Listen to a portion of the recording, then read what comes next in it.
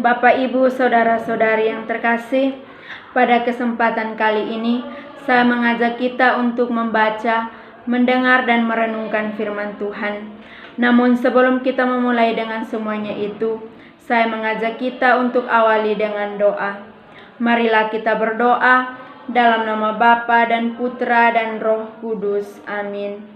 Ya Tuhan Allah penyelenggara kehidupan, puji, syukur, dan terima kasih yang berlimpah kami anak-anak-Mu haturkan kehadirat-Mu atas segala berkat dan penyertaan-Mu kepada kami hingga saat ini. Sekarang ya Bapa, kami akan mendengar dan merenungkan firman-Mu.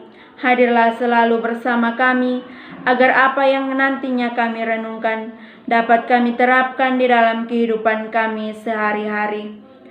Semua doa dan permohonan ini kami sampaikan kepadamu lewat perantaraan Kristus Tuhan kami. Amin. Inilah Injil Yesus Kristus menurut Markus. Dimuliakanlah Tuhan. Kemudian Yesus beserta murid-muridnya berangkat ke kampung-kampung di sekitar Kaisarea Filipi. Di tengah jalan ia bertanya kepada murid-muridnya. Katanya, "Kata orang, siapakah aku ini?"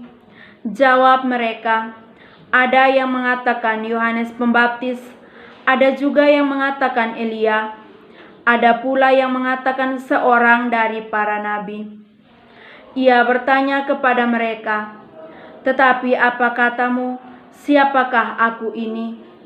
Maka jawab Petrus, "Engkau adalah Mesias." Lalu Yesus melarang mereka dengan keras supaya jangan memberitahukan kepada siapapun tentang Dia.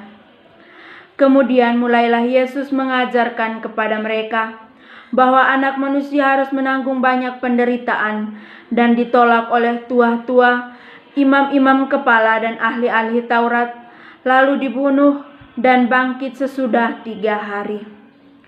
Hal ini dikatakannya dengan terus terang. Tetapi Petrus menarik Yesus ke samping dan menegur dia.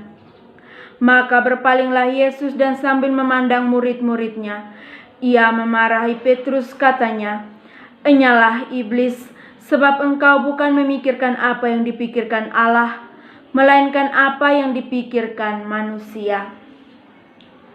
Demikianlah sabda Tuhan. Terpujilah Kristus. Saudara-saudari yang terkasih dalam Kristus, dari Alkitab kita mengetahui bahwa Allah sangat mengasihi manusia yang diciptakan menurut gambar dan rupanya. Namun seringkali yang terjadi justru sebaliknya. Manusia sering menciptakan Allah menurut gambaran dan rupanya sendiri. Dalam Injil hari ini, Yesus bertanya kepada para murid perihal sejauh mana mereka mengenalnya. Jawaban para murid bervariasi. Mereka mempunyai gambaran tersendiri tentang Yesus.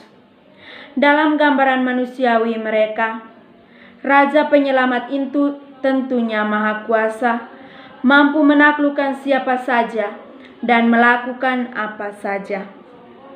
Beberapa tanda kuasa yang telah dilakukan Yesus membuktikan pengenalan mereka.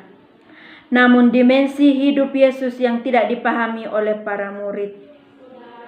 Karena itu, mereka terkejut dan kecewa ketika Yesus mulai menyampaikan bahwa Dia harus menanggung banyak penderitaan, ditolak, dianiaya, bahkan dibunuh.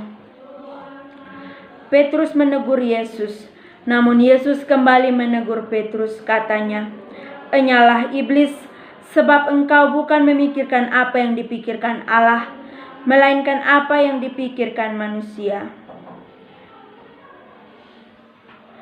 Teguran Yesus ini ditujukan kepada setiap muridnya termasuk kita. Kita seringkali menerima seseorang bahkan Tuhan hanya jika yang terjadi adalah hal-hal yang baik. Sebaliknya, kita mudah bimbang dan cemas ketika yang terjadi justru hal-hal buruk.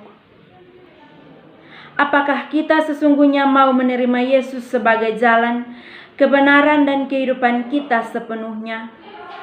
Ataukah kita hanya mau menerima Yesus yang sesuai dengan gambaran dan pikiran kita? Kita perlu mengenal Yesus tidak hanya sebatas Allah yang menjadi manusia. Kita perlu mengenal dan menyelami karya keselamatan yang ditawarkan Allah melalui dirinya hingga wafat di kayu salib. Semoga Bapak, Ibu, Saudara-saudari, setelah kita merenungkan firman Tuhan, marilah kita tutup semua kegiatan ini dengan doa. Ya Tuhan, berilah kami keberanian untuk menyangkal diri, memikul salib dan mengikuti Engkau. Amin. Dalam nama Bapa dan Putra dan Roh Kudus. Amin.